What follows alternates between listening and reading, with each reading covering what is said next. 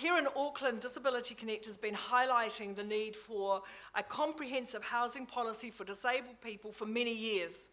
But it came to a head when we sent out a questionnaire to parents of older disabled dependents in 2017. Overnight, we sort of got something like 50 responses. And what we found out was people are in despair. The common response was, what is going to happen to my son or daughter when I can no longer care for them or when I'm dead? It's pretty much in your face. We know that there are pressures on government for social housing, but we need to be in the mix as well. Politicians are critical, can I say, politicians are critical to helping us change the current situation, but families and whanau are here forever. Minister Hui and the Kāinga policy, accessibility policy says 15% of houses will be accessible. But from a community perspective, and I believe very much in inclusion in my community, that means there's 85% of houses we can't access. 85% of my neighbourhood I can't go to. 85% of people I can never be friends with, except in my own home. We have to do better than this.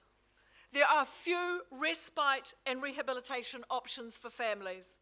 I really want to thank the Community Housing Collective for the invitation to attend this hui.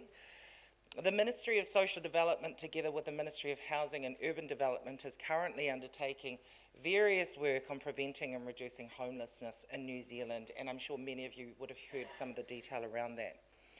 All of this work is reflected in the Aotearoa New Zealand Homelessness Action Plan, which is owned by all agencies with an interest in homelessness, including the Ministry of Health.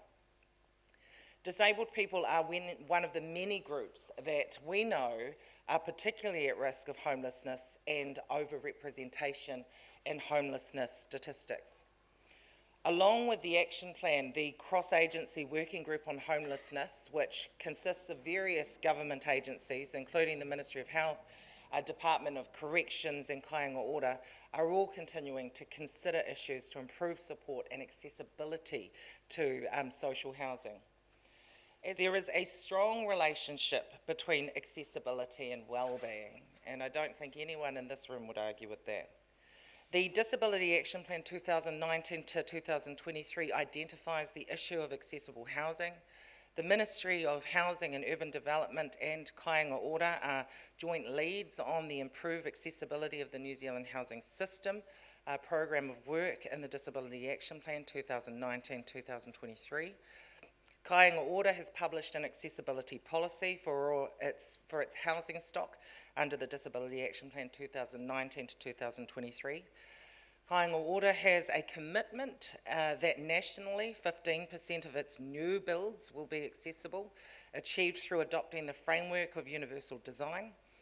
When disabled people are taking up tenancies for existing properties and where access issues have been identified, Kāinga Order works with the tenant on a needed basis to respond appropriately. Kāinga Order will also improve its understanding of the customer needs and the accessibility features of its properties. The Ministry of Social Development has data on people with disabilities who are waitlisted for social housing modifications and more suitable properties. Is it possible that this data can be shared with community housing providers and Kāinga Order so they can plan to increase the supply of accessible homes to meet needs more quickly? I have actually never been asked that before, so I can't say it's not possible, and actually, as I said earlier, I do have a political advisor here who will take note of that, and we can make sure that we go back and we find out whether or not that is possible. Okay. Yes. How does the Ministry of Housing and Development, the Ministry of Social Development and Kāinga Order keep track of disabled clients living in state houses with family or friends, in papakainga units, emergency or temporary housing, in garages, cars, bus stops, bridges or institutions?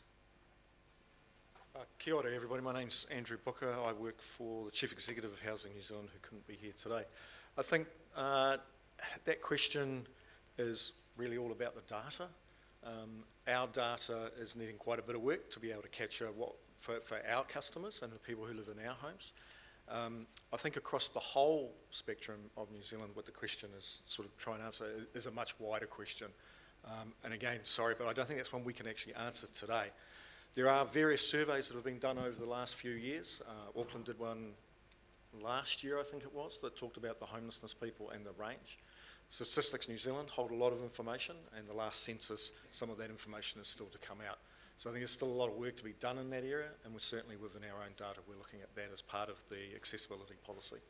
Sorry, just an additional point. So the government has a very broad definition of homelessness, so we're not just talking about people who are rough sleeping. We also, in our definition of homelessness, we include people who are living in temporary accommodation, people who are sharing on a short-term basis, couch surfing, and people who are living in uninhabitable housing. And as part of our homelessness action plan that the Minister talked about earlier, one very important stream of work in that is improving our data and evidence. And so we're going to be investing in improving our data and trying to better understand and track people who are in those situations so that we can respond appropriately. So that is a focus of the work that we're doing going forward. The easiest way to do things would be to amend the building code so that all future buildings have got a minimum access, got minimum width, position of baths, and the same with accessibility of new subdivisions, the footpaths, accessibility, all that sort of related stuff, access into homes. It seems to me we're building them smaller and smaller, and probably for commercial imperative. We need to address design first, and along in parallel with the catch-up that we need to do. Good afternoon, everyone. Jenny Salisa, local MP for this area. But I'm answering this question as Minister of Building and Construction, and you're right in terms of accessibility. This is something that I'm looking at the moment. The building code is one of the things I've asked MB to give me advice on how do we ensure that the building code is one that considers universal design. Some of you may not know, but I'm actually making a lot of changes to the Building Act 2004. I'm introducing those changes very soon. But I'm focusing initially on building products. Many of you may not know that the 600,000 or so building products that goes into building a house in Aotearoa, New Zealand, none of them are regulated right now. So that's where I'm beginning. I guess just to elaborate, Minister Salisa, Minister Hui, and a range of other ministers are undertaking really important work in the accessibility space, which is all part of our overall government's accelerating accessibility work program that we've been working with many of you in this room on. One of the issue that you did just raise around being able to age in your home is actually something that has been considered as part of that too. So recognition of the fact that as you go through different stages and age, then you have different needs as well, and so that has been taken into consideration. So that we can go and visit our friends, our family, live wherever we want. Down here in question 3, it says that Jenny has to worry like if she needs a power chair in the future. My God, don't you realise each and every person in this room should be worried about that? In any given moment, this could be you, and you won't be able to access all these places. It's in everybody's best interest. So my question is, why do you need our personal data? Why don't you just make universal design mandatory? Universal design is absolutely the sensible way to go. So you'll see that reflected in the Kaonga policy work, as well as the work that Housing and Urban Development is doing, and as well as in the broader accessibility work program that's happening. So absolutely the way to go for all of the reasons that you suggested. The comments around data were, of course, if we're exchanging personal data, that is with the approval of the person, the disabled person, absolutely right. But at a collective level, understanding the demand of the group of people wanting social housing, better data on that is absolutely important. And I think that Kaonga has, within their strategy, has recognised the need that in the past they weren't able to match people with homes because they didn't understand how many of their homes were accessible or didn't have it on the database. Neither did they understand who were the people that were. So really difficult at making that match. So data, you're right, is is important and valued if used properly with the permission of the people involved.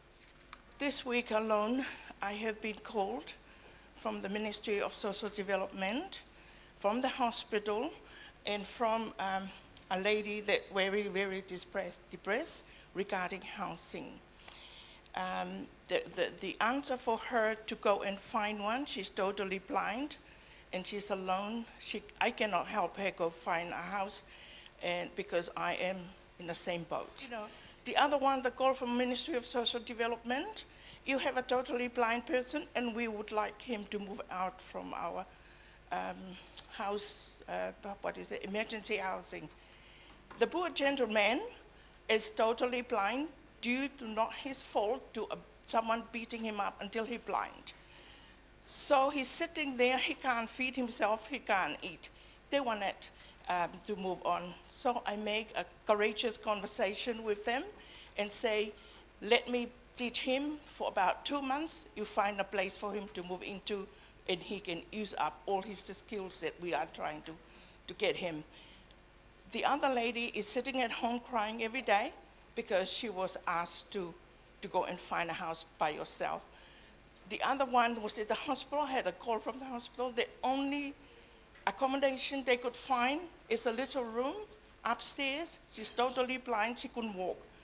She had a normally knees, that's what she called it, and depressed. She fell down so many stairs down. That's the only place that they can find. Otherwise, they sit in the car. You know, I'm bringing this to share the reality, not highfalutin nonsense. This is reality, and 3 of them this week, and so many of them that I have been worked with over the years, and no result. Can we please add to your plan just a low building division so all the blind people and people with wheelchair can be all there together so that they can live a quality of life? I'm sorry. What can you tell me to go and share with these people? Right from the start, we've been going through a service delivery culture change program, and I've seen some positive changes. That doesn't mean that things are perfect there. And I think the stories that you shared really reinforce the fact that everyone needs to understand disability and have an understanding for how to work effectively with and for people who have an impairment or disability of some sort. And so I think that's a work in progress, clearly, particularly given the stories that you have shared. What we need, as well as all this accessibility, is access to codependency housing. It's probably a very clumsy way of saying it, sort of more sheltered housing.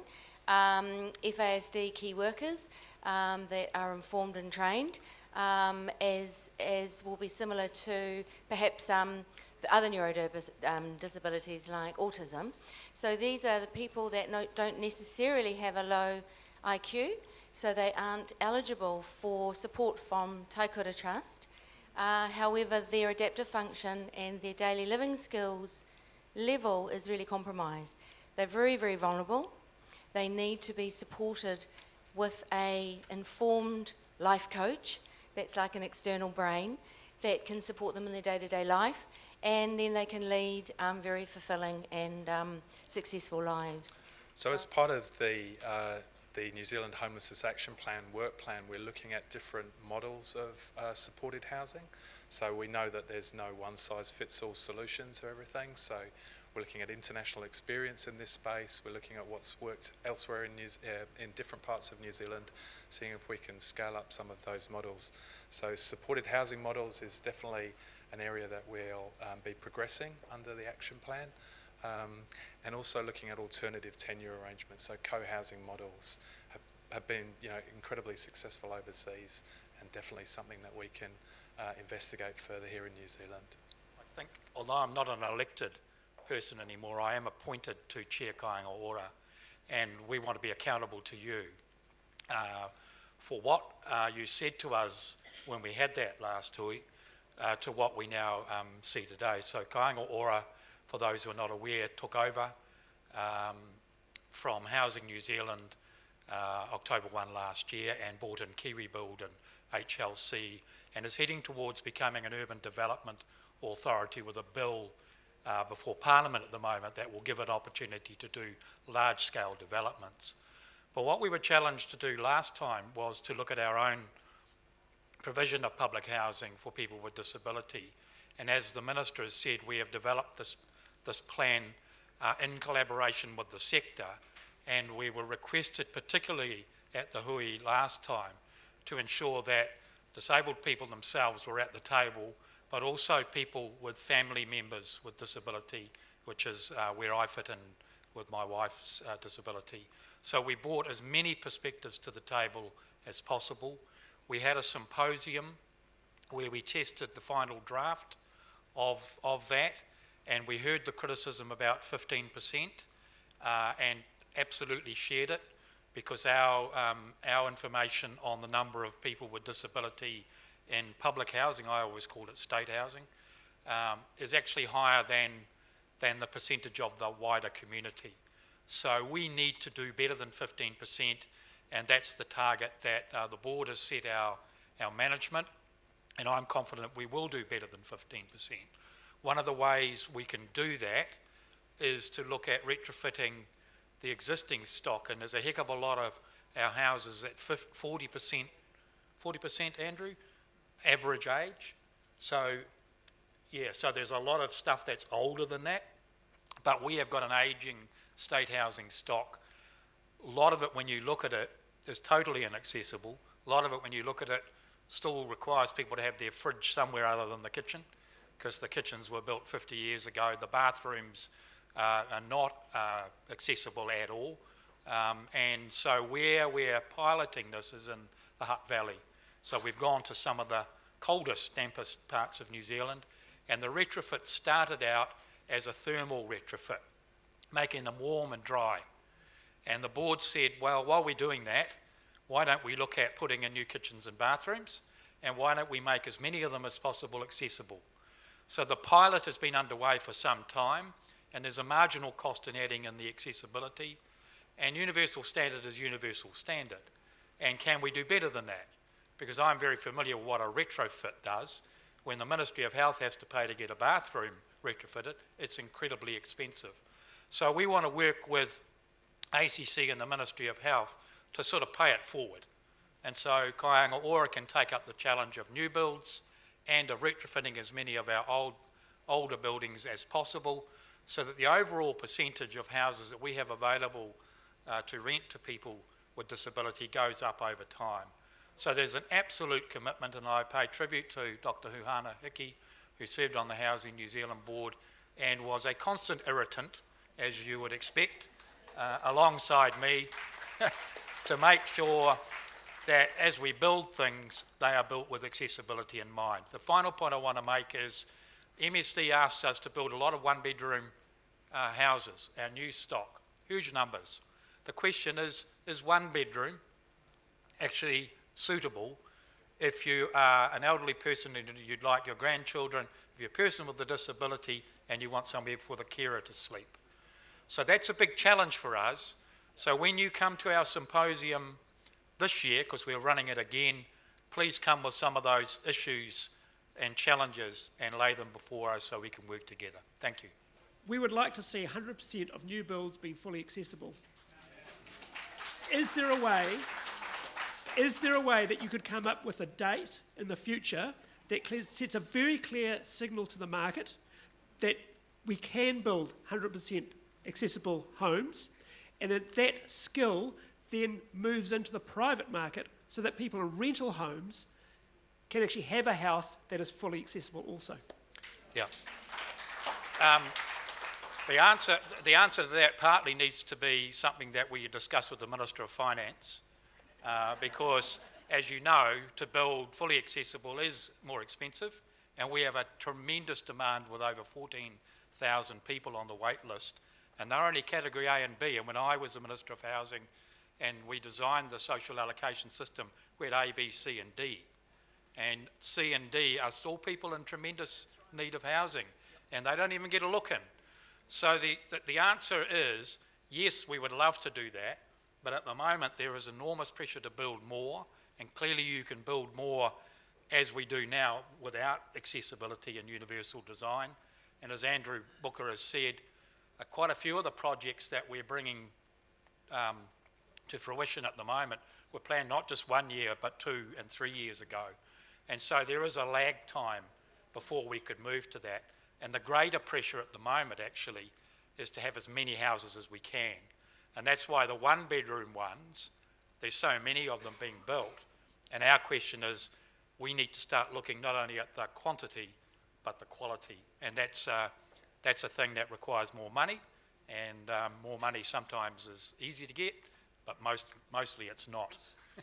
For our elderly, for instance, 58% have some form of disability. Once New Zealand wakes up and realises that actually this is part of who we are, and it's not about out of sight, out of mind, it's actually insight, and what do we do with it? The last thing I'd say is that universal design I would definitely support that. I think that's really important to us. You know, Mike, you talked about a time. We said Tariana Turia put a mark in the sand that New Zealand would be smoke-free by 2025. I can tell you that now, a lot of people are still struggling to get there, but she was courageous enough to put a line, to put a marker in the sand. I agree with you, Mike. Whoever it is needs to be bold enough to put a marker in the sand. So at least we're aiming for something. Because if we don't aim for something, we can just continue to go on. We'll say, well, we'll get this, and we'll set a target. I think we need to be bold enough. We're in a world now. We said we want it to be predator-free. We said we want to be smoke-free. Why can't we say that we have universal design, you know, by a certain time? And I think that's important. Community housing providers that I've been meeting with also too have said that, you know, it's not just all about putting all the burden on Kāinga Ora or the old housing corporation. Actually, we've got a community housing provider sector that has grown. There are people that in those organisations who have the skill set and the ability to actually wrap around service that actually meets those needs. Whereas sometimes if you go to the state can only do what it's commissioned to do, which is to build the house. And so I believe what we also need to look at is that how do we further empower community housing providers who often come from an organisation who've got the skill sets, the expertise, and more importantly, they can wrap around that service for those family, the whānau, and the individuals that are there as well. I think that's really important. So I just want to put those comments for you as well. Thank you. So as we conclude, just thank all the organisers, thank all the people who have given their voice today, thank our people who have represented the members of Parliament and supporting our kaiwhakahaere Colleen today in acknowledging you all here. So nō reira, we'll finish with this saying. So with the transition, Vui Makoshi to, where is he? Yep. To Kāinga Ora. So Kāinga for me means a lot more than just a brick house or a house, eh? So once you've made that transition to Kāinga Ora, it's more significant to us. So it's not about, as you've heard me say this in the past, it's not about the walls and beams, it's about the hopes and dreams. It's not about just a house, it's about a home. So that's the difference, folks, when we transition to the word Kāinga Ora. It's not just Housing Corporation, Housing New Zealand anymore. So that comes with aspirations and expectations. So nō reira, kia koutou katoa, kia tātou katoa, kei noi tātou, kia tau, kia tātou katoa, te ata whai o tō tātou arakia ihu karaiti, me te aroha o te atua, me te whiwhinga tahitanga ki te wairua tapu, ake, ake, ake, āmene.